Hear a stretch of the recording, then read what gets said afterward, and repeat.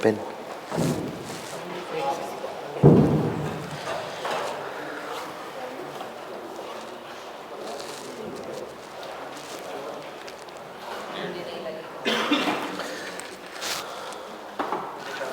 So, good morning everyone. Now, when we were discussing modern Indian history, we had stopped where? 1945? 1943, grade Bengal famine. Okay. And we had talked about INA and everything? The last one was these were the reasons for the failure of Wavell. Failure of the Wavell. These were the reasons for the failure. So, I'll just do a brief recap of what we have done till now. And then okay. So, yes, we'll first do a recap of what we have done till now. And then, because it's been some time that we discussed. So, देखिए, in the 1940s to the 1945 period, we had seen a number of things happening. We had in fact broadly seen that after 1937 elections, and more importantly after 1937 elections, in which the Congress demonstrated what? Its popularity, right? The Congress demonstrated its popularity in the 1937 elections. Demonstrated its popularity in the 1937 elections. And Congress won the elections in 1937 and formed ministries in a number of provinces. Yes? Including the Bombay province. Then I told you that for 28 months it was Congress who ruled in a number of provinces on the basis of the Government of India Act 1935. Yes?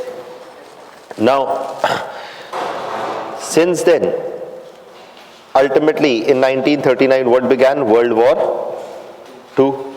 World War II began, and then Congress debated what must be its response. And there is what we discussed with the Gandhi and the Bose debates, and which eventually resulted in Congress taking the position on the Wardha scheme of,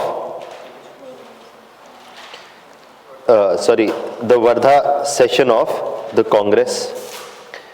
And the Wardha session of the Congress said that Congress would grant only support when certain conditions are fulfilled. That there must be a genuine devolution of power before or immediately, and after the war, the British must agree to set up a constituent assembly for a complete transfer of power.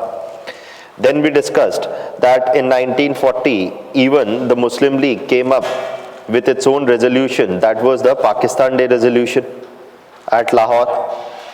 Yes? And it was in this Pakistan Day resolution that the Muslim League basically demanded for the first time gave a concrete proposal of a separate province for Muslim majority areas in northwest and east, right? Eventually, what you see is that for the first time the British came up with their proposal, and that was the August offer. And the August offer came as the British started, and British and the Allies were losing in World War II. I told you that 1939 to 1942, it is the Allies who were losing in World War II. And the result was the August offer, in which there was a call given for dominion status. The British proposed dominion status, but the Congress said no, dominion status is not enough. And the Congress launched individual satyagrahas. And following these individual satyagrahas, the British came up with their own next proposal, and that was the which? What? Cripps mission. And it is this Cripps mission which again repeated the idea of dominion status, and also while they said that the Constituent Assembly will be composed mainly of Indians, they said it would be composed only of Indians. and also it proposed a dominion status. It also said something problematic that Nehru found essentially problematic was indirectly it granted a right to what? Secession. Remember that those provinces which formed it to form a union of their own could secede and form a union of their own. So that is why the Cripps mission ultimately is also rejected by the Congress, which results in the Quit India movement. Yes, that is also happening in 1942. And in 1942, we also discussed the formation of INA. And where Mohan Singh proposed the formation of INA, and then it is Bose who soon assumed a leadership position in INA in 1943, which INA took part with Japan in the Battle of Kohima, right? Also, Bose declared the formation of a provisional Indian government in where? Singapore. ये सारी कहानी हम बता चुके हैं, right? Ultimately, when the Japanese started losing, when Japan lost, you see, when Japan lost, that is the time when you see that INA soldiers are being imprisoned and then being put on INA trials, right? In 1944, they're being put on INA trials in 1945, and it is in these INA trials that Congress took up their cases. Ultimately, the dissatisfaction with the INA trials amongst soldiers led to the Royal Indian Navy mutiny, right? And following the INA trials and the Rin mutiny, the British were concerned that their hold over India was declining, and their hold even over the army was declining. The result was what? That the British came up with the next proposal, and that is the Cabinet Mission Plan. And we'll talk about the Cabinet Mission Plan onwards today.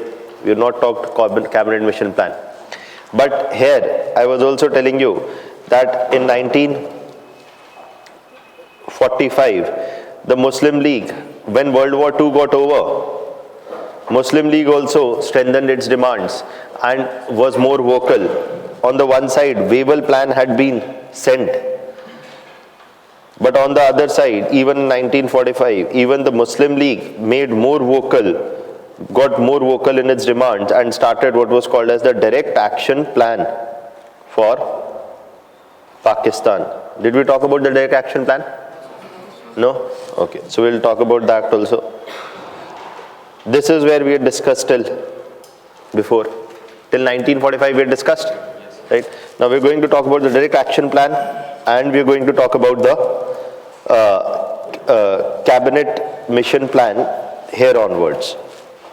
There's not much to discuss from 1945 to 47. There are a few things that we'll discuss.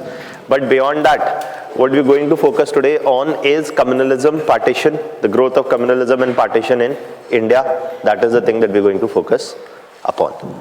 Okay, because it's not just that we study till 1947. From your mains point of view, you need to know about communalism, religion, and partition, because questions related to that are also asked. Then we can talk also a bit, we have not talked about tribal and peasant movements, right?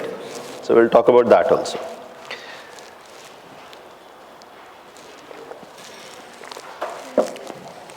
देखिए, now let me just give in this setting, or just get this batch of background. See, 1945, what is happening? World War II is, ended. Then came the Wavell Plan, but the Wavell Plan also broke down primarily because the Muslim League argued what? The Muslim League argued in the Wavell Plan that all Muslim representatives in the Constituent Assembly must be its representatives. Whereas the Congress argued that no, even it could appoint Muslim members to the Constituent Assembly. And this is what led to the breakdown of the Wavell Plan. Now, following the breakdown of the Wavell Plan, you see World War II has ended.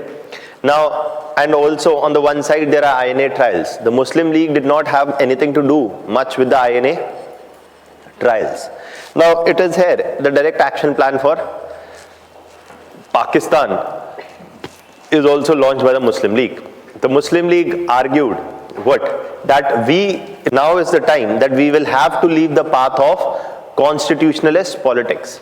In the sense that Muslim League under Jinnah had largely followed a different approach. Rather than mass mobilizations before 1940, they are not doing any major mass mobilizations. After 1940, they had started mass mobilizations, and in 1945, as World War II is going to an end, Jinnah is of the opinion that now is the time to press hard and press strongly. So he gives a call for open mass movements demanding Pakistan, that we will get out on the streets and we will not stop till a Pakistan is granted. That is what leads to the direct action plan for Pakistan. It's an open call for mass movement. Now this is happening, and this ultimately also leads to a rise of communal tension and also a number of religious riots in northwest as well as in east. So the direct action plan of Pakistan came. That is also the time when INA trials are happening. That is also the time eventually which was soon followed by the Rind Mutiny. So 1945 end and 1946 beginning, what is happening? There is a lot of political instability.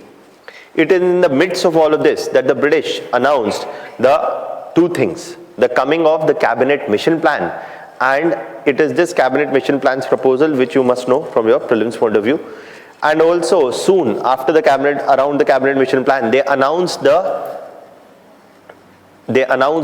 what? Setting up, after the cabinet mission plan, they announced the setting up of an interim government. And this interim government that they said would be made in charge of administration after some time. Okay, and this because the whole question was what happens once World War II is over. World War II is over now. Now is the time when everybody is expecting something major, some major transfer of power to happen. And everybody is also being more vocal. Everybody, meaning the Congress and the Muslim League, is both are being more vocal in terms of pressing for a substantial devolution. Okay. It is in this, all of this is happening. So just remember the direct path where you were writing, in that itself you write, in that chronological order only, that in 1945, the Muslim League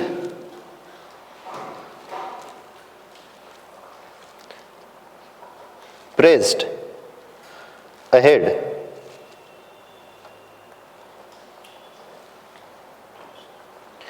with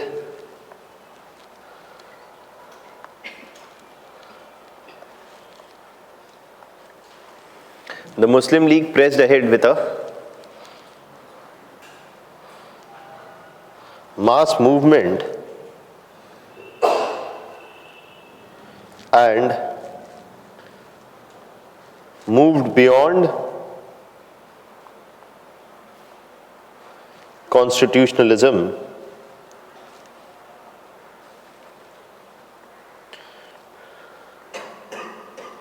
to make a direct demand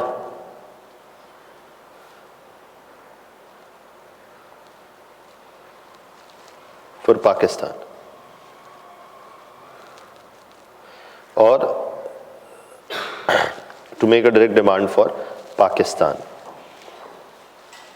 Now, if you remember, and please, I had told you before also, that one of the things that one sees is that once the Rind Mutiny happened, the British realized that their hold over their armed forces was declining, and that is what prompted them to quickly come up with the next proposal, and that is what? The cabinet mission plan. Now, also remember this much. There's something that I told you, and this is something that Manishankar Iyer also said in his lecture, that, that yes, there is no doubt that there's a lot of contribution of Bose and the INA and the following Rind Mutiny also. But at the same point of time, alone INA and the Rind Mutiny would have meant nothing for the British to suppress. If the British could suppress a much bigger armed uprising in the 1850s, and that too a bigger mutiny, it was much more easier for them to take care of the INA. But situation had changed. Situation had changed in the past 100 years. The 1857 mutiny was a much bigger mutiny. But what had changed by 1940s was the emergence of a nationalist sentiment, and also the weakening of the British by World War I and World War II. the military and economic weakening of British by World War I and II. So it's not that Subhash Chandra Bose, 15,000 brave men got India independence. That's a gross exaggeration. At the same point of time, yes, it is something that prompted the British to consider an immediate withdrawal. So one could best argue that Bose and INA, more importantly not Bose, but primarily INA, contributed to hastening the attainment of Indian freedom. It's not that Bose brought freedom to India and there is no contribution of anybody else. So one has to understand that yes, the contribution of militant nationalism needs to be appreciated, but at the same point of time, that does not mean that 30 years of mass struggle had yielded nothing. Okay, it had created the fertile ground and that sense of nationalism ultimately which was capitalized upon. And you see, it is this sense of nationalism which permeates the soldiers who come out in support, and that is what prompts the British to consider early devolution of power. Now, the cabinet mission plan came in 1946. So you can write about the cabinet mission plan also.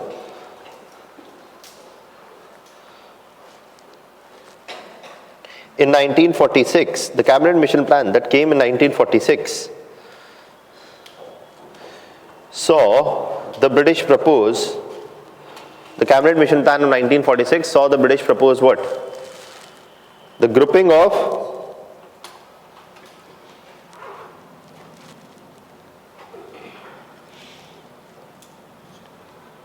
Indian states into three categories: Section A, Section B, and Section C.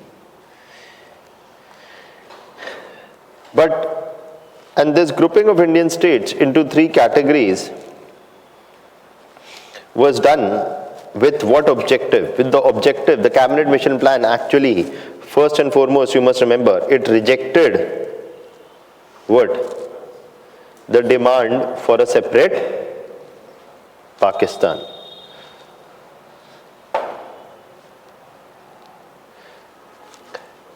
The Muslim League since 1940s was demanding a separate province for Muslims in Northwest and East, but it was explicitly rejected only in 1946 for the first time by the British. And the British rejected the separate demand, the demand for a separate Pakistan, pointing out that in the proposed Pakistan, there would be a large non-Muslim population in both what?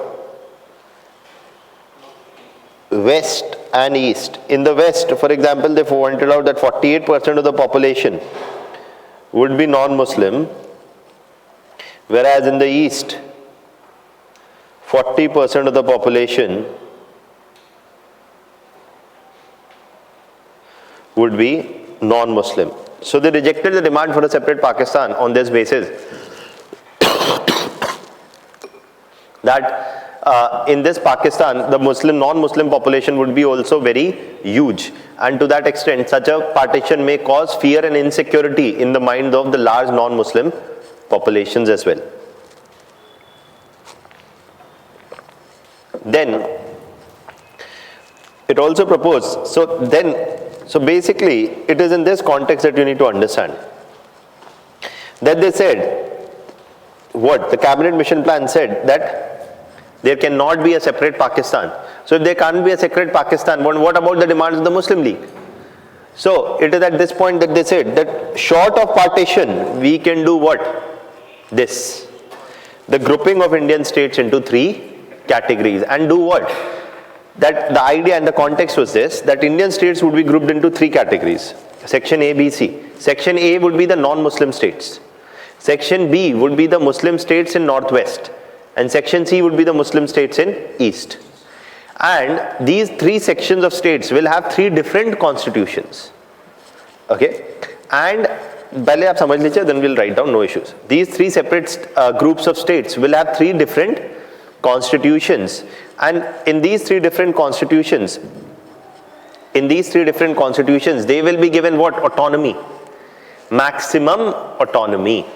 Okay, meaning that they will make their own laws, have their own budget, all of that they will have. They will have a largely what confederal kind of a structure, where most powers will be in the hands of provinces, but there will still be a common center which will have the control of the army, which will have the control of the foreign policy, which will have the control of communications. So there will be loose center and powerful autonomous three groups of provinces, section A, section B and section C. All of them will have their separate constitutions as well. What? For example, you look, and this idea is not something which is unimaginable. For example, in US, you have a federal structure, and in that federal structure, every state has its own constitution, and there is one common central US constitution as well. Right? So, or for example, for Marathas, but even I'm saying for currently, you see, presently also, US is a very clear example. Right? So, in that context, or European Union, one could argue. But you see, so that is what they're saying. Grouping of Indian states, giving maximum powers to the provinces, but yet avoiding a what? Partition. That is what was the central idea of the cabinet mission plan. Okay. So this section, this grouping of Indian states into three categories. Section A would be the non-Muslims,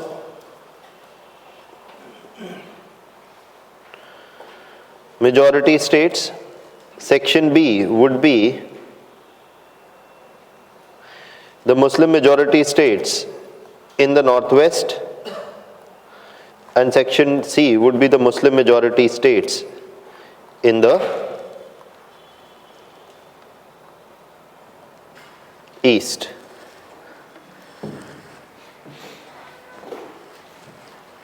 Muslim majority states in the east. So there would be such a grouping of Indian states, and that will avoid a what? Partition. At the same point of time, also, as I've told you, that nowhere in no plan do you need to say that the British were proposing independence. They are still proposing a dominion status. Sab mein, from August offer to Cripps mission to Wavell plan to cabinet mission plan to the next, that is the Mountbatten plan. In that also there will be a proposal only of a dominion status. Do not mark in prelims that this plan proposed independence to India. Ki Mountbatten plan, aapne bola, after Mountbatten plan independence came, so Mountbatten plan proposed independence to India. Aisa nahi. Also proposed dominion status. Okay. Now, this is what is being proposed here. And just one more factual fact that the cabinet mission plan was composed of 3 members of the British cabinet who were sent primarily to discuss with Indians, and these are whom? Again, Stafford Cripps, Pethick Lawrence and A.V. Alexander.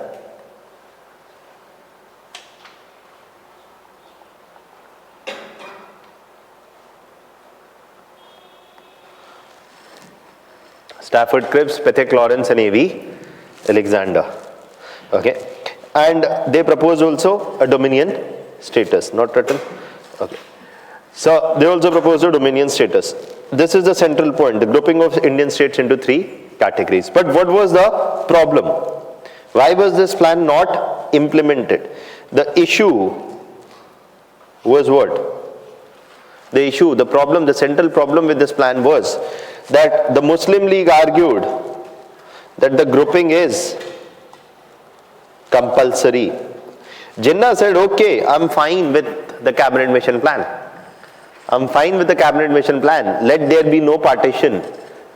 We are ready to work under the system provided the Constituent Assembly compulsorily abides by the Constituent Assembly, which will, draft a new constitution for India, must compulsorily abide by this grouping, or this grouping must be compulsory. There must be no tinkering with this grouping of Indian regions into 3 different groups of states. This grouping of Indian states is this grouping of Indian states is compulsory.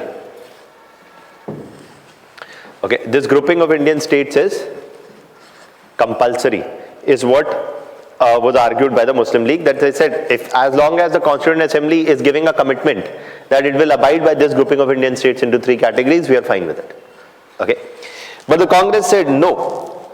The Congress argued against, the Congress said that we can't give a commitment. The Congress said that the Constituent Assembly would consider the proposed grouping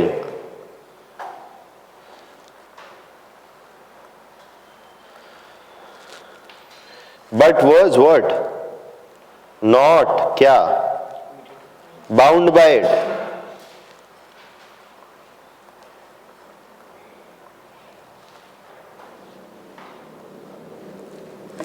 The Constituent Assembly would consider the proposed grouping but was not bound by it. Okay. So, in the sense that they did not give the commitment that that Constituent Assembly will abide by this proposed grouping of Indian states into 3 categories. They said it will consider. If the Constituent Assembly approves, it would probably go ahead, otherwise it could even change this grouping. But the Muslim League said no, we want a firm assurance. They asked the British to clarify whether they wanted this grouping to be optional or compulsory. The British said it must be compulsory. Congress said no. Congress is, now this is the thing, that the cabinet mission plan is often, मैं आपको बस बता रहा हूँ, कोई पूछेगा नहीं, लेकिन ये जो आप बार बार आप मुझसे पूछेंगे उसका जवाब है कि, and this has been pointed out a number of times, that many argue that Jinnah was not very serious about partition till the very end, and he was willing to give it up, the demand for partition, if he got a good share of power. And many argue that Jinnah's idea that he is okay with the cabinet mission plan, where he proposed support for the cabinet mission plan, shows that he was fine with not a partition as long as he was getting a substantial devolution of power. Okay, so that's one thing. The second thing is, it also shows that the Congress was keen to avoid any kind of commitment which actually could eventually lead to a partition. Okay, so that's one thing about the cabinet mission plan, which is often very intensely debated, that this plan fell apart not because of the Muslim League but because of the Congress.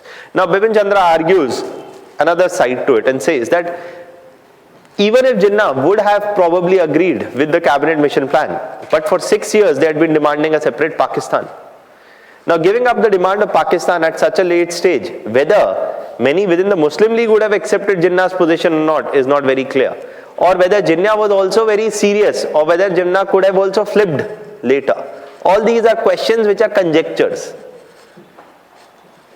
I can't give you any definite answer for them. But yes, this much remains true, that Congress objections led to the falling of the cabinet mission plan.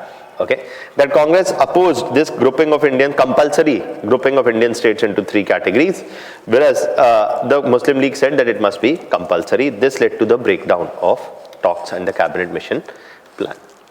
Okay, and this is happening in 1946. Eventually, as the cabinet mission plan broke down, you see, in 1947, in January 1947, what happens is, the British government issued a declaration. The British government issued a declaration that it is Clement Attlee's statement.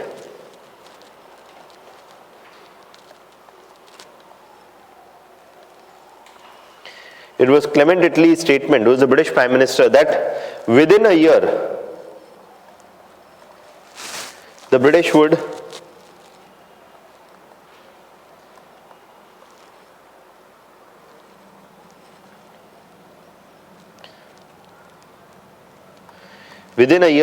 transfer power to one or more centers. Within a year, the British would transfer power to one or more centers. That is there. Now, one or more centers, the British, by 1947, the situation was worsening. The cabinet mission plan did not yield any conclusions. There was a general political instability. The Muslim League continued to press ahead with its demand. And you see, the Muslim League kept on arguing that the Muslims are unsafe under a structure dominated by Congress.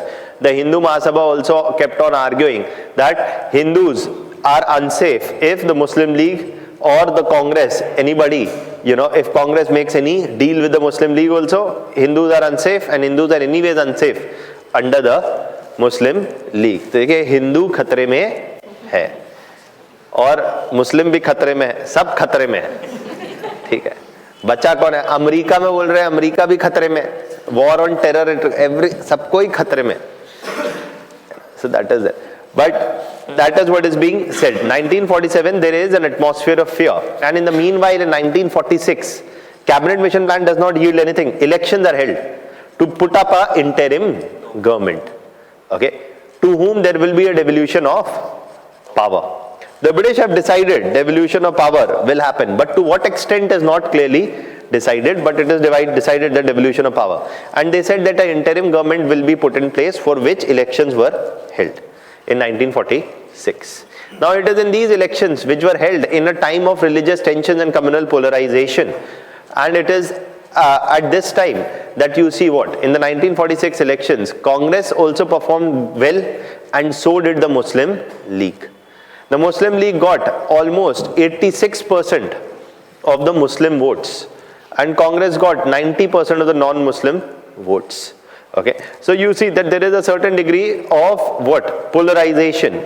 Now, not everybody had the voting rights. So again, there is no universal voting rights for all. You can't make very comprehensive, concrete generalizations, but yet some generalizations could be made. That it was clear that within a decade, what had been witnessed was an intense polarization or communalization of politics. देखिए, तो ऐसा होता है, 10 साल बहुत होते हैं, अभी 5 ही हुए,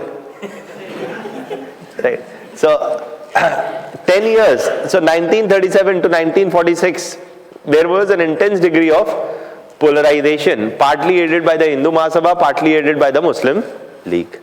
And this produced outcomes in the 1946 elections where the Muslims League also got a significant degree of votes. Jinnah was convinced that they were on the right track. This is the time to continue pressing with the demand. The British then announced what? In 1947 that we are soon transferring power within a year. And to bring in urgency to the transfer of power and to negotiations for transfer of power, he brought in whom? He brought in Mountbatten. Mountbatten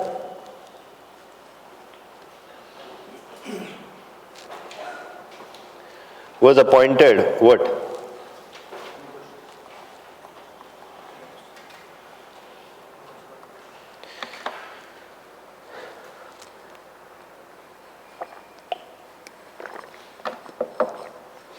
Mountbatten was appointed as the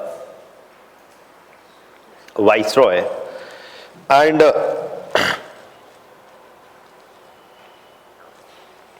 Mountbatten was appointed as the Viceroy, and this is happening somewhere in March, April.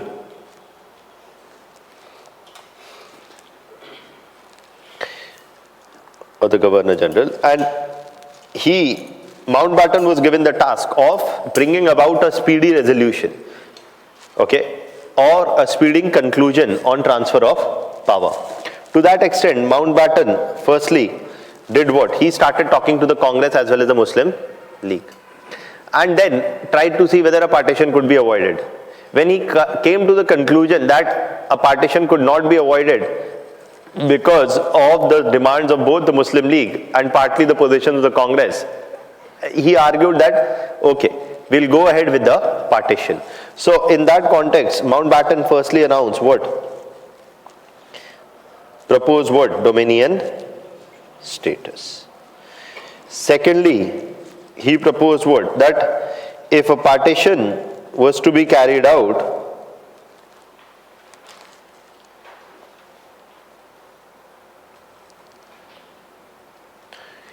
it would be done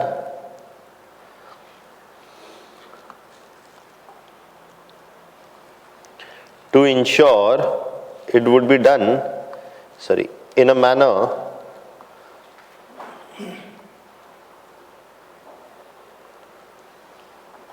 meant to ensure maximum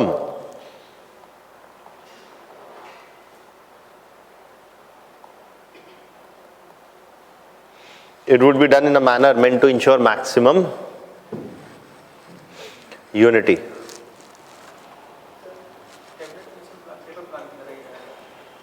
cabinet mission plan की तरह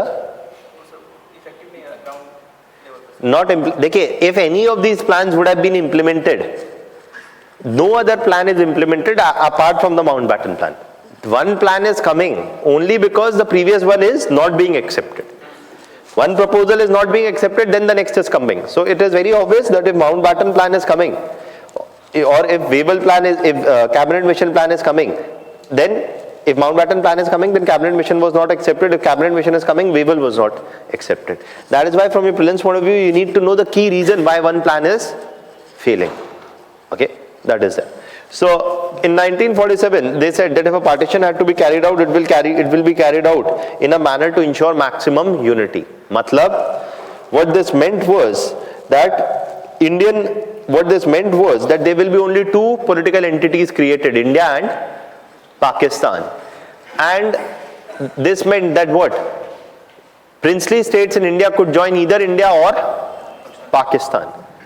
They could not form an independent entity of their own. The second thing was that even while joining India or Pakistan, what will also be kept in mind are other practical technicalities. For example, Hyderabad. This was primarily to, for example, hint at many other states. For example, Hyderabad first said that we will want to be an independent state. The British pointed out, Mountbatten pointed out, that's not possible. You have to join either India or Pakistan. Hyderabad then said, okay, we'll join Pakistan. Mountbatten said that is not possible because we can't have a country where there is no territorial contiguity between its parts. So you can't have a Pakistan with one limb in the west, one in the east and one in the south. So he said that there can be no question of joining Pakistan. Okay. And all these, Hyderabad is making its decisions how? Is it doing a referendum? No, it is the princely rulers of Hyderabad, the Nizams, who are making this, decision, etc. So ultimately, this demand for joining Pakistan is also rejected. So ultimately, what Hyderabad remains with, the rulers of Hyderabad remain with, is only one choice, and that is to join India. Okay. And there are similarly other stories also. Now we don't need to, we'll discuss all of that in more detail in post-independence history. Junagadh, Jodhpur, Jammu and Kashmir, whatever, right? So that is there. Now that is a very, we'll look at that trajectory very differently in detail later. But this independence of princely states was ruled out and everybody was told either to join India or Pakistan. Similarly, Northwest Frontier Province, where Abdul Ghaffar Khan came from. Abdul Ghaffar Khan and many from Northwest Frontier Province presented their demand that they were against a partition. And if a partition had to be carried out, they would want to join India. But that also Mountbatten ruled out, saying that that's not possible because of the issue of absence of territorial contiguity between the two. So you see, that is what is being said here. If a partition was to be carried out, it would be done in a manner to ensure maximum unity. Rejected Hyderabad's demand or princely states' demand for what?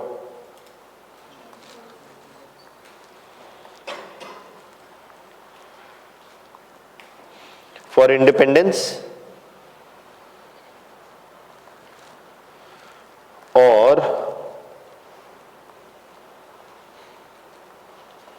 joining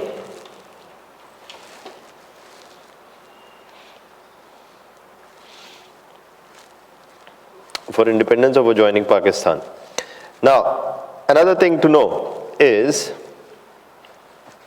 that now that it was decided that if a partition had to be carried out, boundaries would have to be drawn. So a boundary commission was also appointed.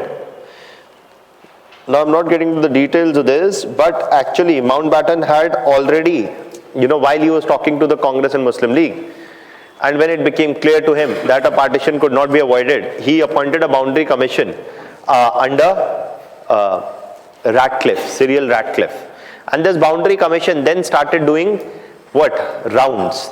It started doing aerial surveys. Now, Cyril Ratcliffe was the British cartographer, map drawer, okay, who had first come to India ever in his life only in April-May 1947.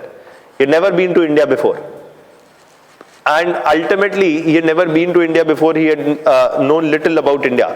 He came to India, under him a boundary commission was established. Under it, there were 2 Hindu representatives and 2 Muslim representatives. And they were to tour the northwest as well as the east regions, and then come up with a proposal from where the boundaries will exactly pass. For this, they would meet representatives of both Hindu communities and Muslim communities in all the regions, and then come up with a proposed boundary. And this proposal, the exact proposal, was kept secret till the very last. Why? Because if, say, they said that Lahore would go to Pakistan, then Hindus in Lahore would say that no, it must go to India, or vice versa. Anything could happen. And in that sense, if the proposal was made public, there would be claims and there would be counterclaims. So right now, they did not make the proposal public, but they kept having the deliberations. Now all this partition, all this map drawing was not being done on the ground, it was being done on the map. The ground level delineation of the boundary had not yet happened. There was an atmosphere of fear and insecurity and uncertainty. For example, by the end of July, it was announced that a partition would be done. But what was not announced, from where exactly the partition line would pass. So for example, many in Lahore kept arguing that Lahore is 80 kilometers from Amritsar. Okay, so 65 to 70 or 80 kilometers, that is the difference from Amritsar to Lahore. So many argued that Lahore will lie on the Indian side, and it was not unthinkable given the fact that Lahore, played a very important role in the Indian freedom struggle. Also, there were a number of prominent Congress members also who came from Lahore. So even Manishankar Iyer was born in Lahore. So all these fellows, a lot of people in the Indian political establishment, freedom struggle, etc. came from Lahore. You had the Lahore session of the Congress. You had so many things in Lahore. So in that context, many argued Lahore will lie on the Indian side of the border. You had Lajpat Rai from Lahore. You had Bhagat Singh from Lahore.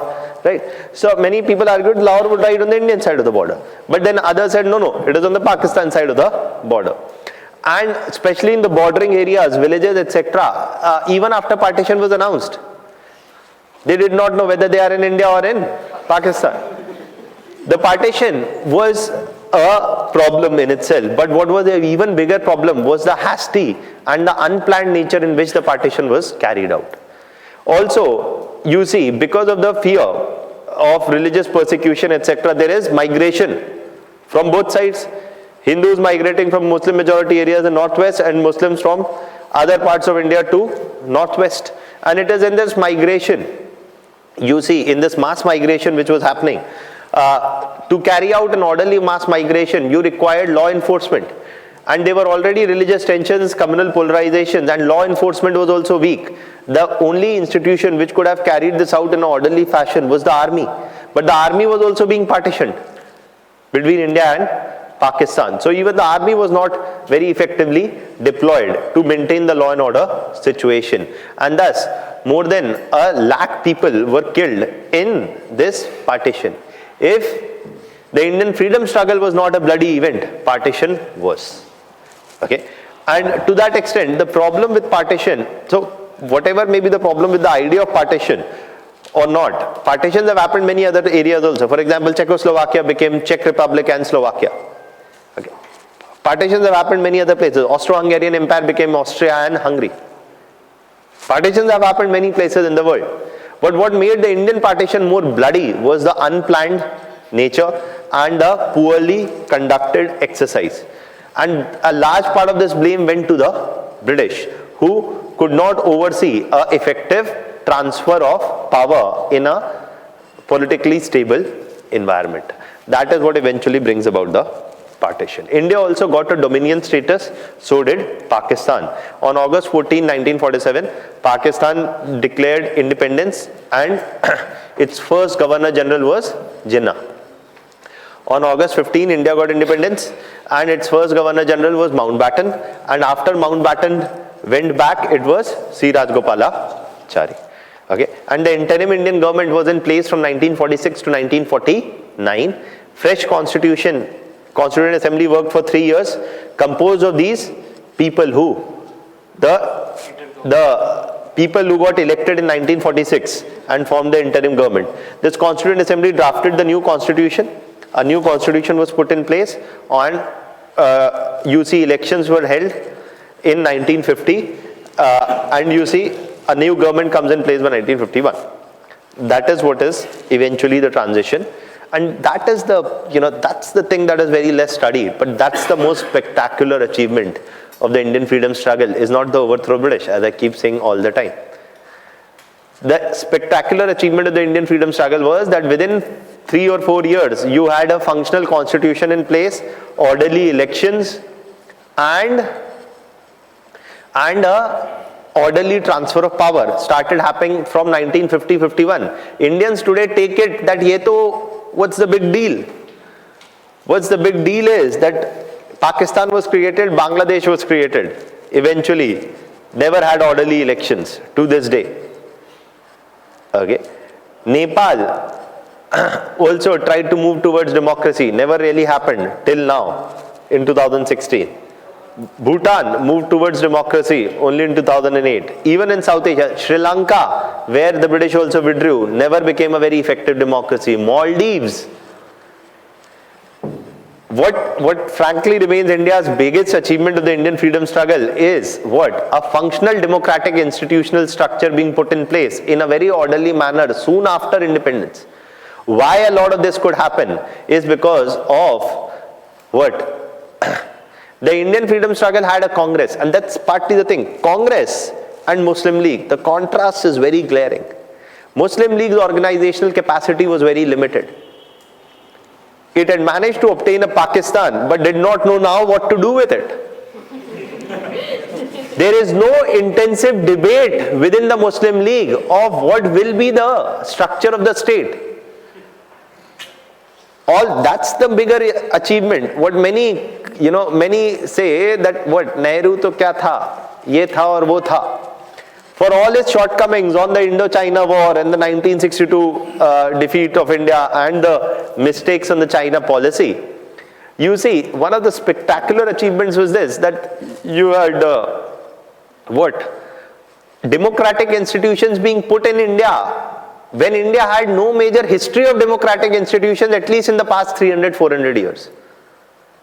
That is what is the achievement. And that is something that, that's popularly even very well known, that after partition and then a large number of refugees came, and there is the Liaquat and Nehru Pact also. And, some war refugees were, their properties, they were allowed to sell off their properties, etc., everything. And then there are religious riots also in Delhi, etc. So a woman comes and grabs Nehru's collar and asks him that what did we get out of this partition apart from the violence, etc. Nothing of substance. Nehru said that you got what? You got, Nehru very calmly replied and said that you got something. You got the right to hold my collar and ask me that what have we achieved? That is what you've got. Okay, that you didn't have that under the British. Okay, आज आप पकड़ लीजिए किसी का collar. आपने अगर आज प्रधानमंत्री का कॉलर पकड़ लिया, सोचिए क्या होगा आपका.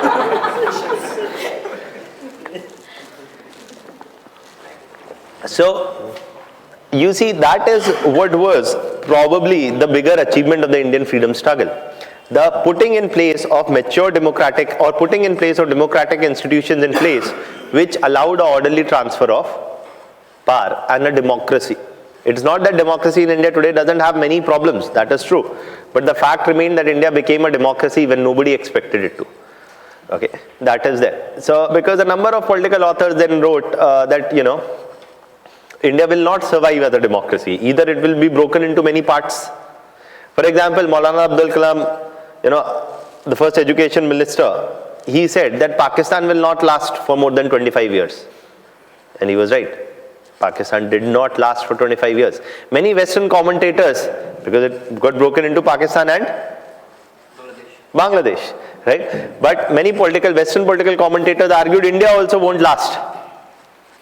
But India did not witness a partition, right? So, again, after 1947, so a lot of that which is being taken granted today was not taken for granted in the 1940s and 50s.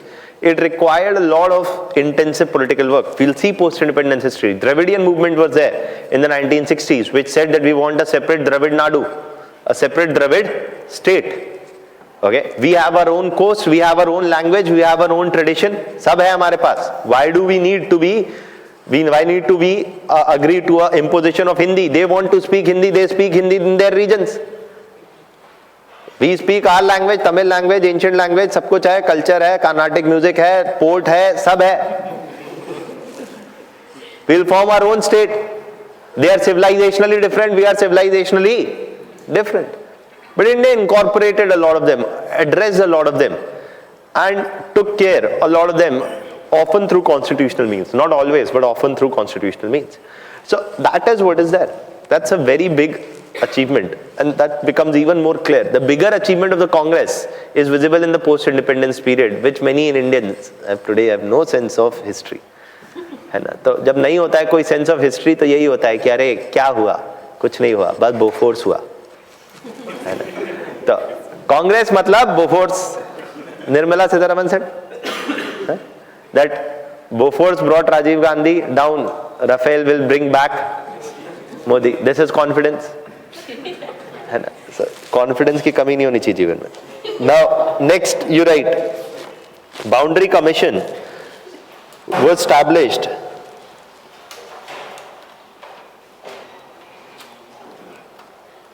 under Cyril Ratcliffe and proposed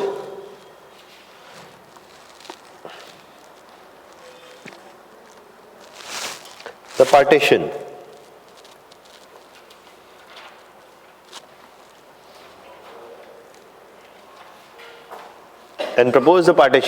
line. Now, August 14, 1947 is partition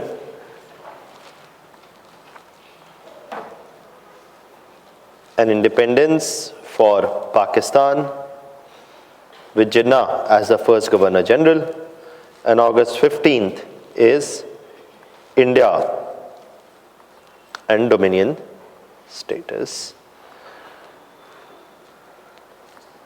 And you see, first it is Mountbatten, who is the Governor General, and then it is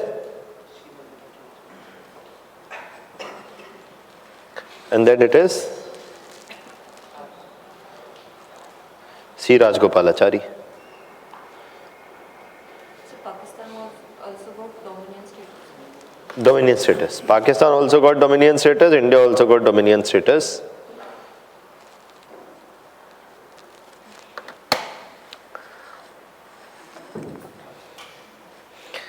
But 1950 India adopted a constitution and declared itself as what? Republic. तो फिर खत्म हो गया dominion status. ऐसे नहीं हम हमेशा dominion रहे. After 1950, new constitution, republic. Clear? So that is that. Is this much clear? Now, so हो गई आपकी आज़ादी. That's it. Now what we're talking about is communalism and partition. 2 or 3 kind of questions. देखिए यहाँ पे prelims के जितने questions आएंगे, which will be on what are the proposals, why did they fail, if they failed, why did they fail. Okay, which proposal succeeded? Mountbatten plan. ultimately, right? Now, the next thing that we're talking about is communalism and partition. देखिए, let's talk about communalism and partition, but इस पे तीन तरह के चार सवाल, 3 or 4 types of questions can be asked in your mains examination. Both Bipin Chandra and Shekhar Bandyopadhyay have written extensively about communalism. Even Bipin Chandra's original contribution to studying the Indian freedom struggle is actually his original research into the growth of communalism in the Indian freedom struggle. तो ये बार बार mains में पूछा जाता है. Okay. अगले साल अगर कांग्रेस की सरकार आ गई तो तब पक्के में पूछेंगे वो. Okay. So that is there. ये क्या हुआ है कि बिपिन चंद्रा की किताब को छापना बंद कर दिया बीजेपी ने. Bipin Chandra also wrote another book on communalism, which was published by the NBT, the National Book Trust. Bipin Chandra was the erstwhile director also of the National Book Trust, but right now the government is not publishing his book on communalism. Okay. So वो पक्के में आएगा. अगले साल अगर सरकार कांग्रेस की आ गई तो आप पक्के में पढ़ लीजिएगा. आएगा ही आएगा. Because when governments change, questions also change. थोड़ा थोड़ा questions change. Okay, but आएगी नहीं. चाहे हमें तो पढ़ना है ना, हम ऐसे थोड़ी छोड़ सकते हैं, हम पढ़ेंगे बाद में जब सरकार आएगी तब, right? But 2 or 3 questions, kind of questions can be made from here, and they've repeatedly been asked in your mains examination. For example, there's a question in your mains examination this year: discuss the difference between communalism and religiosity, and give one example to explain. They've asked before: was the partition of India inevitable?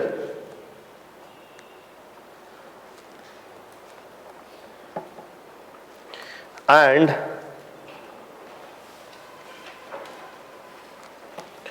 also, communalism and religiosity, was the partition of India inevitable? And there's also one third type that you must know is to what extent the British policies can be held what?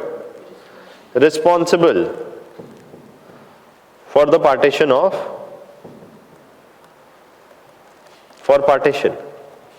So these are the 3 types of questions which can be what? Asked from here. Now let's discuss. पहले तो हमें communalism और religiosity के बीच का difference समझ लेना चाहिए. Bipin Chandra has written extensively on this. Okay. Now, and there's a separate PowerPoint presentation for this. So I'm not going to dictate on communalism and partition. There's a separate PowerPoint presentation for this, and that is all the major points, so you don't need to worry. Okay. And but the first thing is, what is communalism and what is religiosity, and what is the similarity or difference between the two? So what is communalism? How do you define communalism? Secularism तो बहुत PhD है. What is communalism?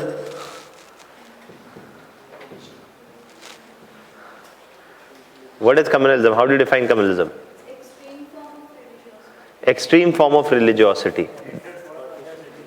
Hatred for others' religions is communalism. Anything else? Intolerance of others' religious beliefs and faiths. Anything else? Superiority of one religion over other.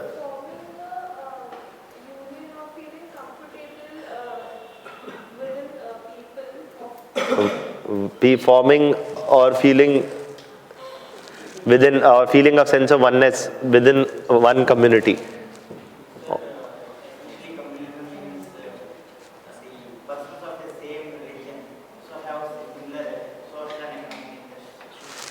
So, persons of same religion have similar social and economic. Social people of one religion have common social, economic and political interests. So okay, that's a type of communalism, that's true. And that's what partly Bipin Chandra says. Bipin Chandra defines communalism. This definition you must know. Communalism refers to the politicization of religious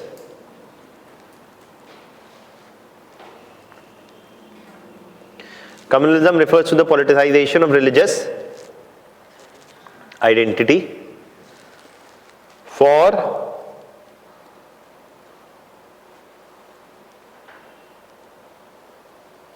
political and economic gains of those what? For political and economic gains of those leading such what? Mobilizations. देखिए इसको एक line में Bipin Chandra defines in his book India Struggle Till Independence in one line.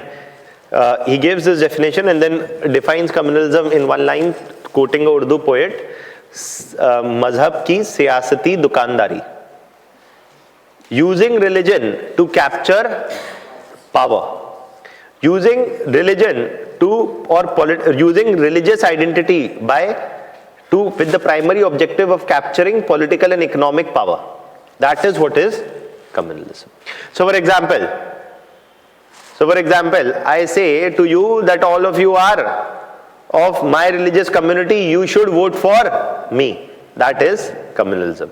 My political party will protect the interest of all you, because all of you belong to one religion, and that is we all belong to the same religion. My political party will protect your interests. That is communalism. ये हिंदुओं की party है, ये मुसलमानों की party है. That is communalism.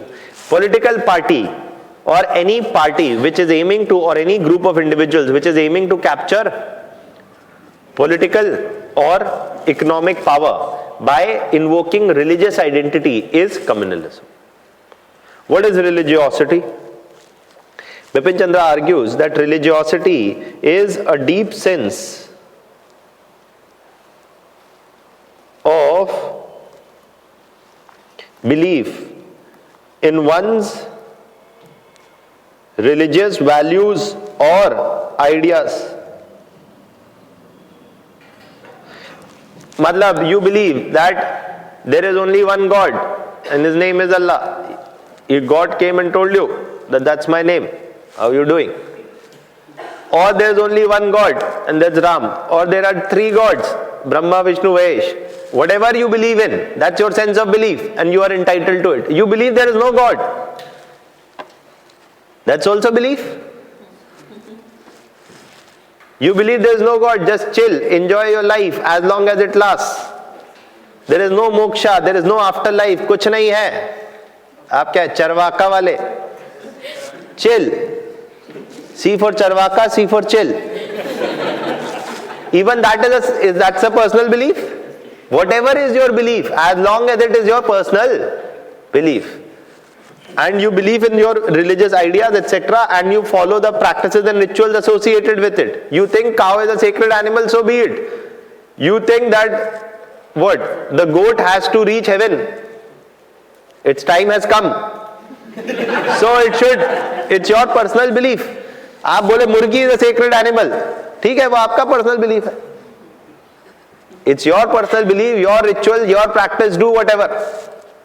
Okay, that is what is religiosity.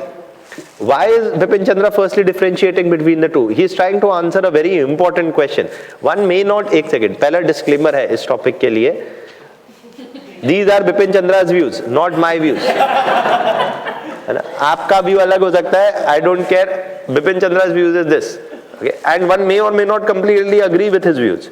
That's also there. Now, yes, अभी रुक जाइए, पहले मैं पूरा बता दूं, उसके बाद पूछेगा, मैं दूंगा जवाब सवाल पूछने का time, because this is all very interrelated. Then Bipin Chandra says that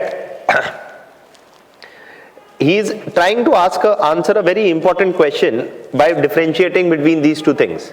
He is saying that he is trying to answer a very deeply important question, that is it that would a deeply religious society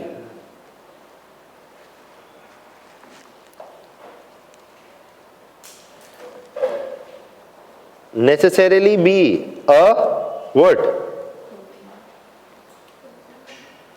Communal one? Well, his answer is no. He is saying that India is a deeply religious society. It does not mean that it necessarily be a communal one. You can have a deep sense of belief in your religious values, cultures, traditions, etc., does not mean that you go around asking for votes or capturing political power, etc., on the basis of religious identity. That is what is communalism. सुनते रहिए बात, पहले जवाब और सवाल पूछने का समय बाद में मिलेगा. So he's saying is that just because a society is deeply religious need not be communal. You can have a religious individual who may say that I want to pray 5 times a day, but does not support the idea of asking for power on the basis of religious identity. Or you may have the opposite. You may have a deeply religious individual who is not communal one, or you may have a communal individual who is deeply. You may have a communal individual who may not be religious, or you may have a religious individual who may not be communal. And the classic example of this is often given as Jinnah. Jinnah or Maulana Azad, both are considered a very strong contrast in this. Jinnah, a deeply communal individual who said that, basically Muslims are unsafe, they need to support my political party, that is the All India Muslim League. And All India Muslim League will ensure that Muslims' welfare is ensured by forming a separate Pakistan. Okay, so that is what is communalism. And Jinnah's demand. But Jinnah's communalism, Jinnah was communal yet not religious. As I told you many a times before, it was a commonly known practice, commonly known fact that Jinnah was not a practicing Muslim. In the sense that he would not pray. He was openly known not to pray 5 times a day or God knows how many times a day. Secondly, he was also one who was known to drink alcohol. He was not the one who even kept a proper long beard conservative Muslims would keep. So he's not a very practicing Muslim. Yet he is saying that I am the protector of Muslim interest. And yet, on the other side, you have Maulana Azad, more of a conservative and a strongly religious Muslim, who was strongly a member of the Congress and opposed partition and opposed the communalization of politics. So, in that context, you can have people who can keep religion in their pocket or in their personal life and still not bring it in politics. Whereas you can have people who bring religion in politics, who drag religious identities into politics on a daily basis, but are not deeply religious individuals. That is the contrast that he's trying to make. So he's saying that India is a deeply religious society. People believe in all their festivals, all their beliefs, etc. Does not mean that they support that communalism. Okay. So there is no necessary inevitability that a deeply religious society is meant to be a communal one. Is that point clear? That is why I gave the example also of what Maulana Azad said, that he said that Pakistan will not last for even 25 years. He being a Muslim, saying that the so-called Muslim state of Pakistan will not last for 25 years is a clear categorization of, you can have religious individuals who are not communal. Okay, so that is there. Now, is that point clear? Firstly. Now, you can also start asking us question, ki sir, what if my religion says that my religion is better than everybody else's religion? I am saying that my religion is superior than everybody else's religion. Every religion has many sects, many interpretations. Hai ki nahi? There is Vaishnava sect, there is Shiva sect, there is this sect, there is that sect in Hinduism. In Islam also there are many sects. There may be certain sects which may preach superiority over other sects. That is true. But largely, if a religion adopts, most religions have multiple interpretations, and some sects of religion may propose that they are superior to others, but many other sects of religions propose that no religion is superior to other, or even argue for syncretic culture. For example, what? Bhakti and Sufi. Yahi hai na? So Bhakti and Sufi is like this only. So that is there. तभी ना भक्ति और सूफी को कोई नहीं पूछता आजकल. आज तक ना कोई हिंदू पूछता है भक्ति को, ना कोई मुस्लिम पूछता है सूफी को.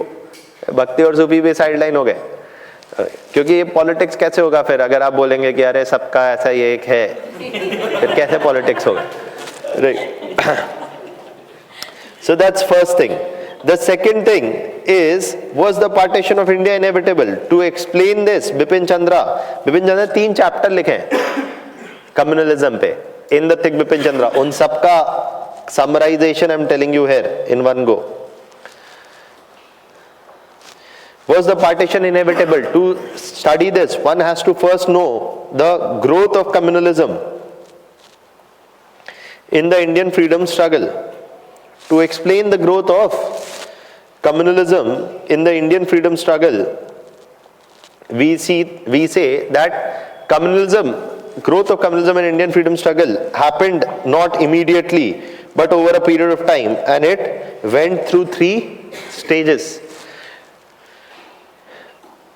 We can, for simplifying purpose, say mild communalism, moderate and extreme or severe communalism. Mild, moderate and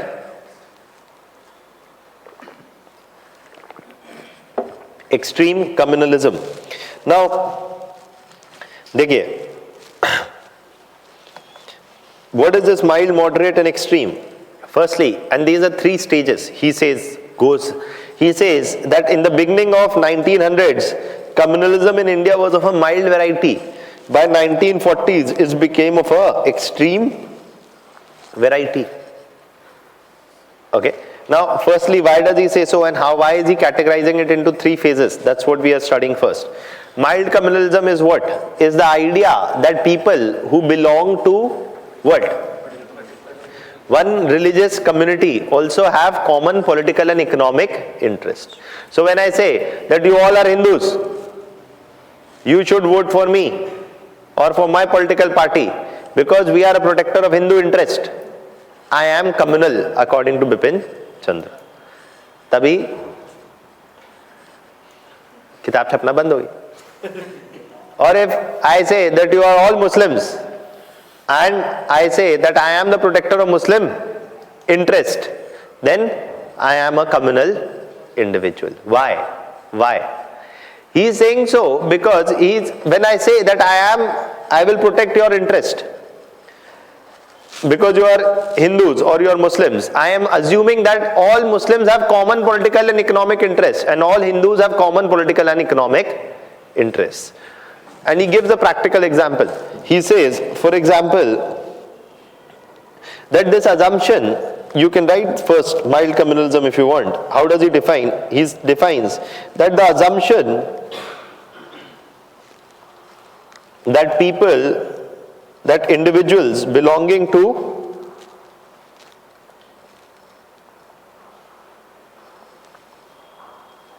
a common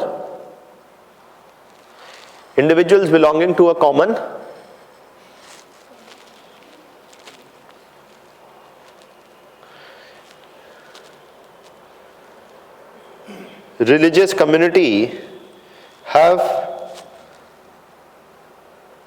common or uniform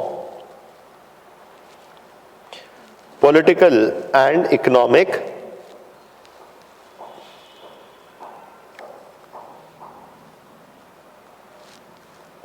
interests.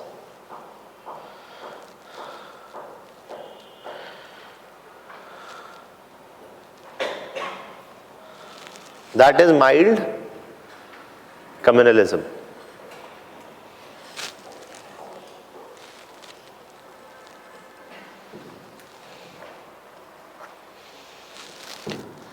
That individuals belonging to a common religious community have common uniform political and economic interests. That is mild communalism. Why?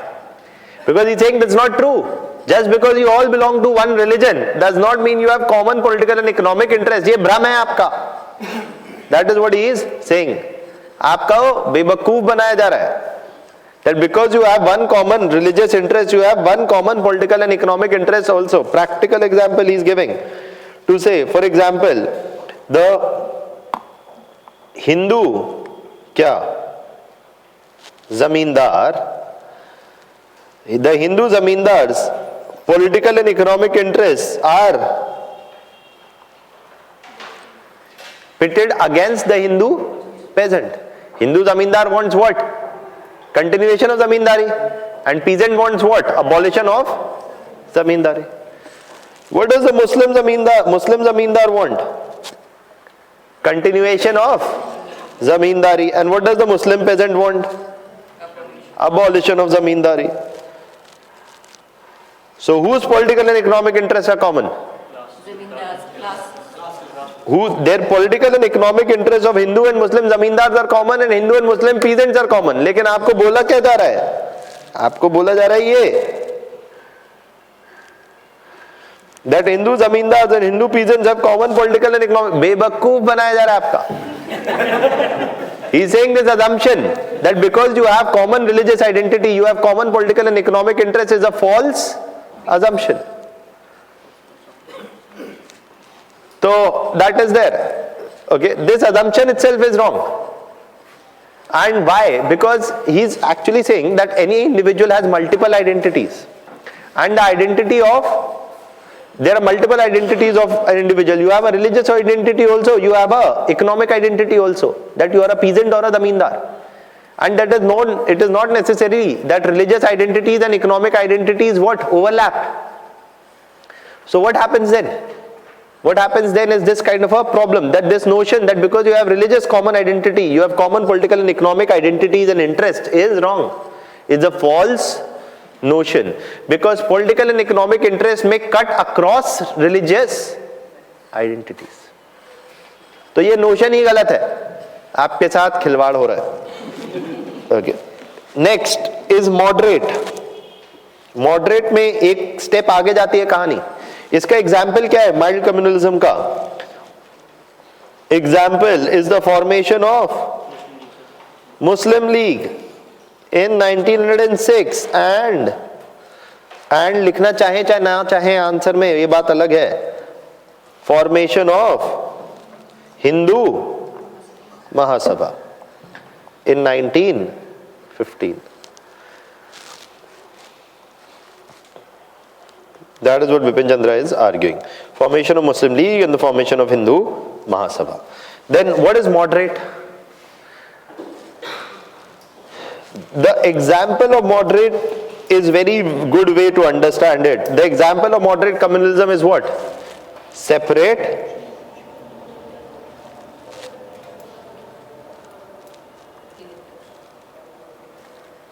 the idea of separate electorates is an example of moderate communalism given 1909 onwards. And here what is said, that the political and economic interests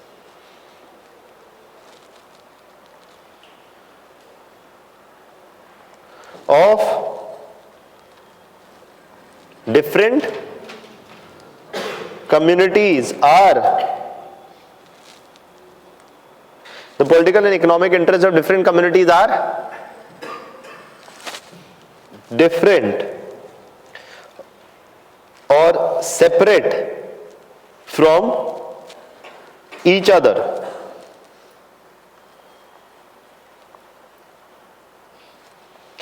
And thus they require separate representatives.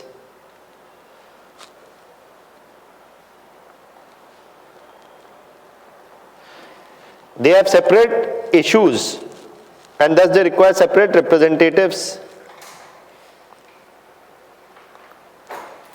Okay. Or indirectly it also says what? Only an individual from one community can represent the interests of that community. That is what separate electorate is. That is saying is moderate communalism. Why? Because there is a certain amount of distrust. That individual from Hindu candidate है तो he cannot represent Muslim interest. पहला assumption ये है कि all Muslim interests is same. That is a wrong assumption. The second assumption is that people from an individual from another religious community cannot represent the interest of a different community. This also is based on this assumption that, for example, issues are different. देखिए, Hindus need separate representatives and Muslims need separate representatives. Why? Because issues of Hindus are different and issues of Muslims are different. जैसे क्या? जैसे for example, you may say that Hindus want what? Education and health. And Muslims want what? Water and land. Their issues are different and their issues are different. So they need different representatives. Okay, that's one possibility. Or the other possibility is what? That perhaps the issue is same but you don't trust. देखिए, so is एक possibility ये that your issues are different, that is why you need different representatives. But often it is said क्या आजकल कि everybody wants health, everybody wants education, everybody wants safe drinking water and safe air to breathe. ऐसा तो नहीं है that when Hindus will come, then only Hindus will get safe air to breathe or clean water to drink. Okay, so are the issues really different for different communities? That is itself a false notion. अरे education सबको चाहिए, 15 लाख सबको चाहिए. Everybody wants political and economic gains. And often their issues are also similar, but politicians may portray that no, you require your own representatives because your issues will not find representation unless you have your representative. Okay. That is the idea of moderate communalism. But extreme is when you say that there is a zero-sum equation.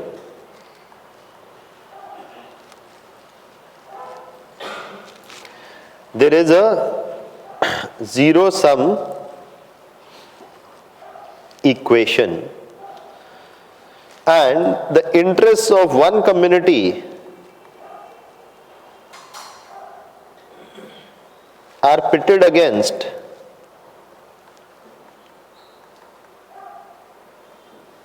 the interest of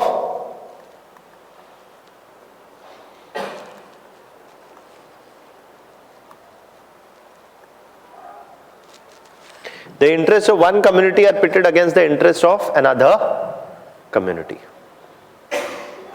Matlab, this is a zero-sum equation.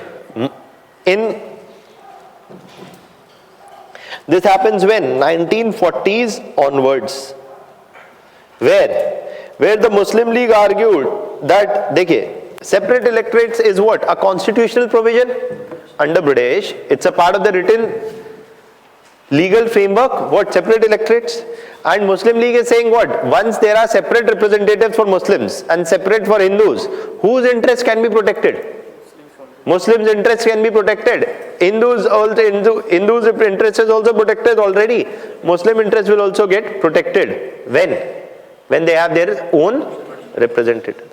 But in 1940s, Muslim League is saying what? Separate electorate is not enough to protect Muslim interest. You need a separate state. Why? Because Hindu representatives and Muslim representatives cannot work together. पहले तो आपने बोला कि Hindus have common representatives and Muslims have common representatives. Hindus have common interest and Muslims have common interest. यही रोशन गलत है, Bipin Chandra is saying. Then he is saying, you are saying that Hindus representatives must be separate from Muslim representatives because their issues, interests are different. But they can, once they have their representatives, they can work together under a common framework. But अब तीसरे आपने बोल दिया, अब तो आप शक्ल ही नहीं देख सकते.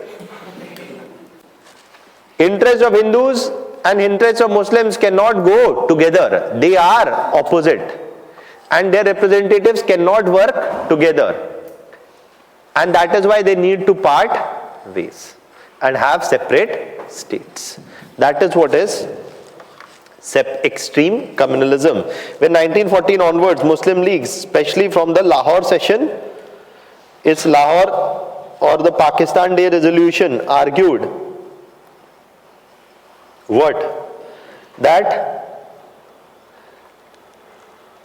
separate electorates are inadequate.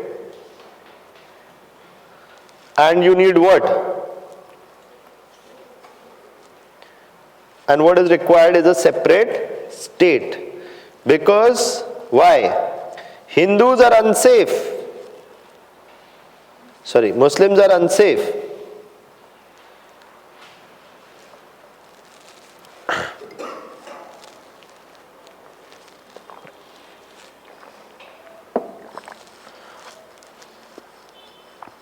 under structure dominated by whom? Congress. क्या बात है, मतलब कांग्रेस लैक्स इमेजिनेशन. बीजेपी को बीजेपी की गेम पे डिफीट करने के लिए द कांग्रेस मस्ट कॉल हुम? मुस्लिम लीग. बोलो मुस्लिम लीग बताए हमारे अंदर कौन खतरे में है? मुसलमान. बीजेपी के अंडर नहीं था, हमारे अंडर है, तभी तो हमने पार्टीशन करा दिया. पॉलिटिक्स खेलना है और ऊपर लेवल पे जाके खेलना. Everybody must give up the pretence of क्या secularism. Just a second.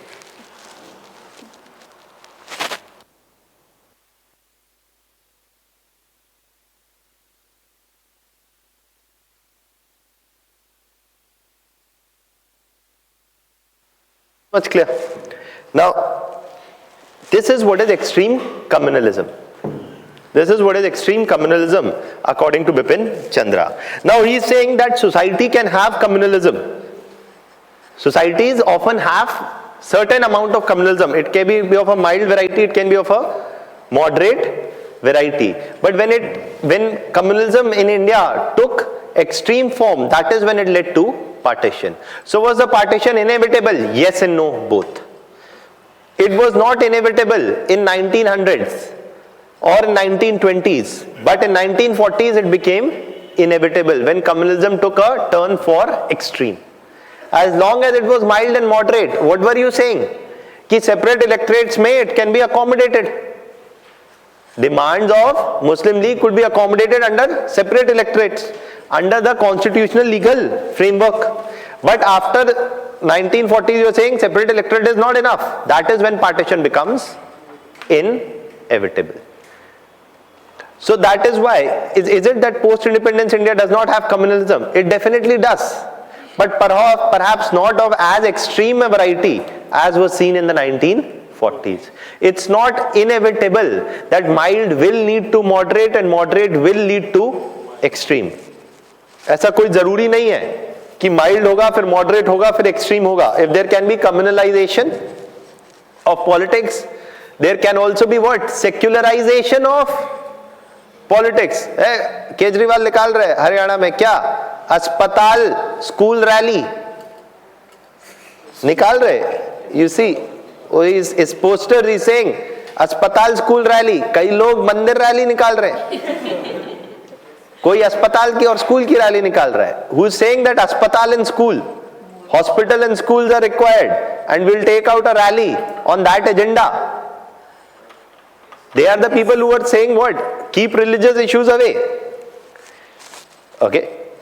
So that is what is there. So if there is communalization of politics, there can also happen a secularization of politics. But it is, whatever happens is a long drawn process. And at the same point of time, it is not inevitable that mild will become moderate and moderate will become extreme or. So that is there. Is that point clear? Yes? Okay, so that is something that you need to know. Yes, any doubts still here? In 1890s, Bal Tilak have started Ganesh Chaturthi Mahotsav and use religious identity together. So was it as communalism? Such answer सुनना चाहते हैं कि कितना answer जो लिखना है वो सुनना है?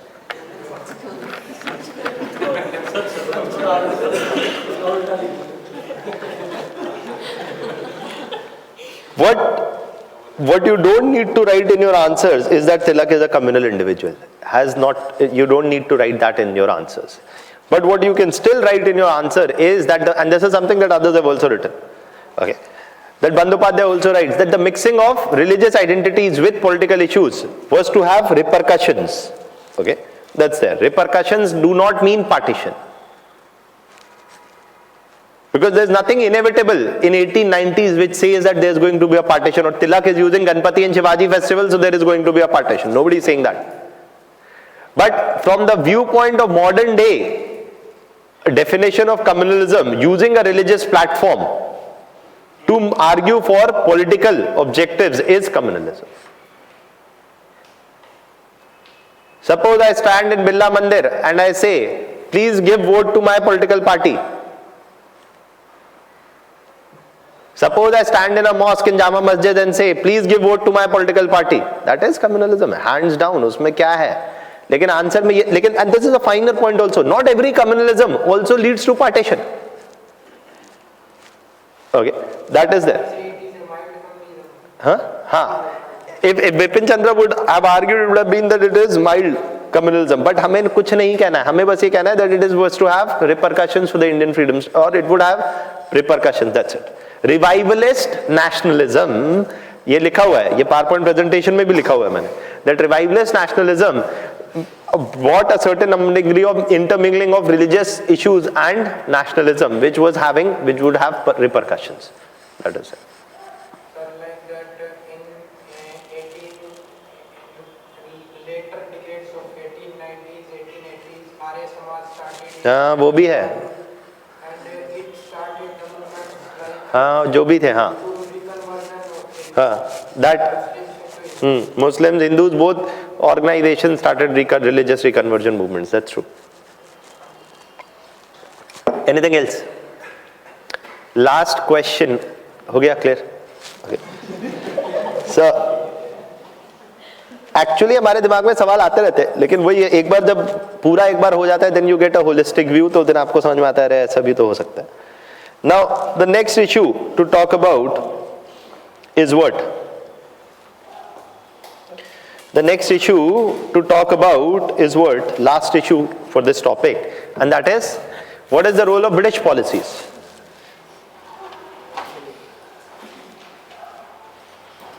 The role of British policies in communalism or in partition. पहली बात तो there are two things. One that we often talk about, and you all know, we have discussed before also. What is that? The divide and rule policy. And the divide and rule policy was of keeping people, what? Tied to politicization of religious identity, keeping people tied to religious identity, and prevent the emergence of what? Of a larger national identity.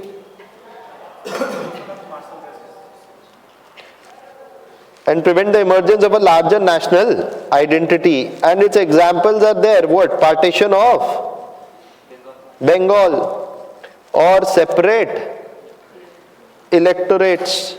And this separate electorates, even, for example, Bipin Chandra would say what? Even granting separate electorate to Sikhs is communal. अरे Khalistani movement भी तो हो सकता है. किसी को भी आप सेपरेट इलेक्टोरेट्स दें, that is communal. All six have common political and economic interest. ऐसा ही नहीं.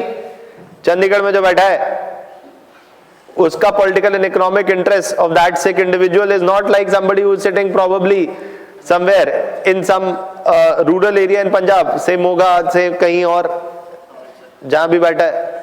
सो that is that, you know, that assumption. So separate electorates idea, तो इसके I have given more examples in the PowerPoint presentation. But I also want to talk about another thing, and that is the resource conflict theory.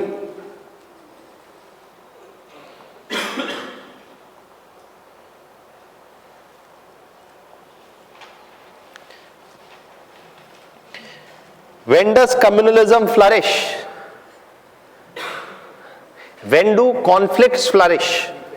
Any conflict, social conflict, any social conflict, whether that is a religious, whether that's a communal conflict or ethnic conflict, any conflict flourishes when resources are scarce. Okay, when resources are scarce, that is when conflicts are more likely to happen. Abundant drinking water is there is no conflict. Drinking water is limited. You say, I will protect the interests of all Hindus. They will have enough drinking water. You will say, I'll protect the interests of all Muslims. They will have enough drinking water. So when resources are abundant, social conflicts are less likely. And the British introduced what? Economic development or underdevelopment? Underdevelopment and exploitation of India, which led to economic exploitation, led to what? More jobs or less jobs? तो फिर क्या होगा? Conflict. Upper caste want reservation in jobs, saying lower castes are taking away jobs. All of that is happening. Why? Because there are less jobs. Upper caste won't say there must be more jobs. ये argument नहीं है. Argument ये है कि हमको भी दे दो reservation. That is what Gadkari said. Give reservation to upper caste also. There are no jobs. ले लो reservation. The size of the pie keeps getting smaller and smaller and smaller. So conflict will get stronger and stronger and stronger. That's it. That is what resource conflict is saying. So British are not just using divide and rule. They are economically exploiting Indians. And economic underdevelopment of Indians, lack of jobs, lack of economic opportunities created tensions and more conflicts, eventually leading to what? Partition and contributing to tensions. तो देखिए ऐसे ही है. जब नौकरी नहीं है तो आपके पास वैसे ही कुछ नहीं है करने को घर पे बैठ के, तो आपको बोला 5,000 रुपए लो और चलो वहीं बनाएंगे,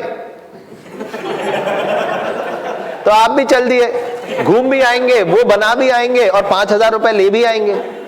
but you are 20,000 rupees a month का जॉब, यू विल से आप बनाए, 500 हमसे भी ले जाए. Right, so that is there. So resource conflict theory, here the economic underdevelopment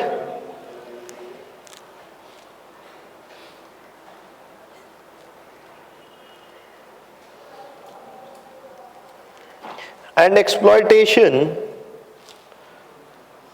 under British rule, the economic underdevelopment and exploitation under British rule brought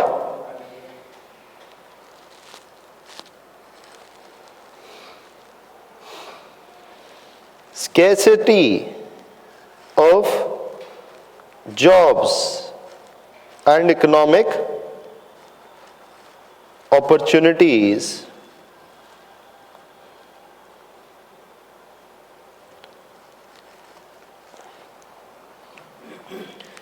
making conflicts more likely, making conflicts including communal conflicts more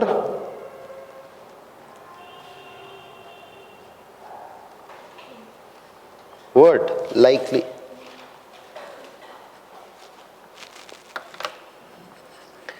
And thus British policies also were actively responsible for fueling communal tensions and furthering tensions to the extent that eventually led to the partition, whether that's divide and rule or whether that's the general economic underdevelopment under the British rule.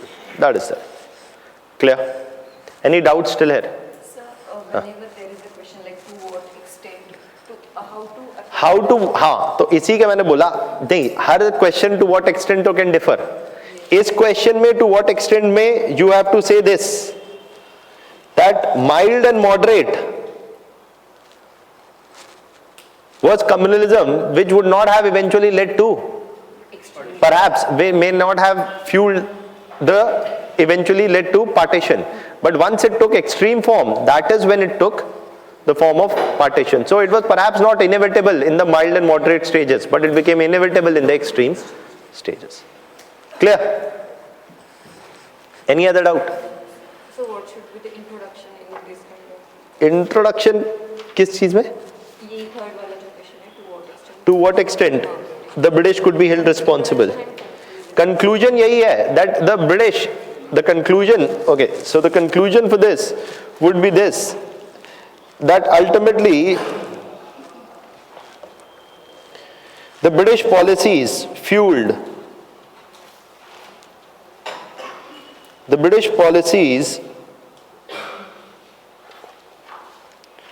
fueled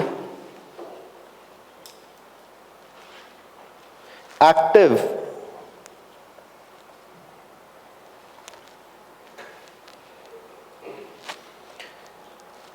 political divide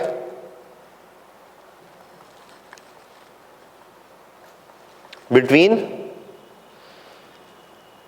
the two communities facilitated the politicization of their identities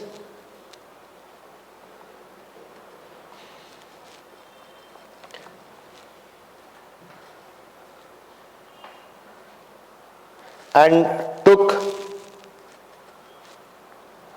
no active steps to tackle the communalization fueled by Muslim League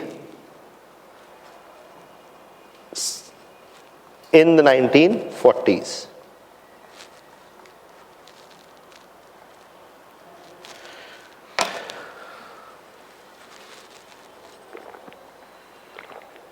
So did not do anything also to prevent the communalization that was being done by the Muslim League, especially in the 1940s. That is there. Introduction में कुछ नहीं लिखना होता है. Introduction में you can always say that firstly what is communalism. That is it. Anything else? Sir, communalism is politicization of religious identity. So if there is politicization within subsections in a religion, that will also be That will also be called communalism. So for example, if Ambedkar is saying, that this is a particular caste and the interests of this caste are not represented, or of the backward caste, so that is why Ambedkar is saying her caste की नहीं करना है, socially and educationally backward. And in the caste system, social and educational backwardness overlaps with occupation. Caste doesn't fall in the same category technically as religion would often fall. Most caste groups were supposed to be occupationally also similar. तो शूद्रा का political and economic interest उसकी caste identity से घनघोर overlap है. Right? That is there. So the Shudra is also the landless farmer. So Shudra will demand what? Land reforms. It's not exactly the same. That's there. Okay. Identity politics is what, when you say that this is my social identity and I want political power based on my social identity. That's what identity politics. It's good as well as bad. It has positive things also and it has some issues also. We'll discuss more of that in social issues. Identity politics and its growth in India. Anything else? Anything else? So we'll stop here. Okay. And that largely completes your communalism issue. Ma'am will start taking your class from 2 o'clock. आप अपना lunch वंच जो करना है वो कर लीजिए. And that leaves us with a few other topics, peasant or tribals और थोड़ा बहुत women के बारे में हम will talk about. I'll call you for another one of these days, 1.5 hour extra or so, and we'll complete it. कल देखते हैं, अगर कल हो जाए तो कल ही कर देंगे. ठीक. कल हाँ नहीं कल तो ऑप्शनल, हाँ कल तो ऑप्शनल पढ़ाना है मुझे, कल नहीं हो पाएगा. But we'll have it next Saturday or Sunday.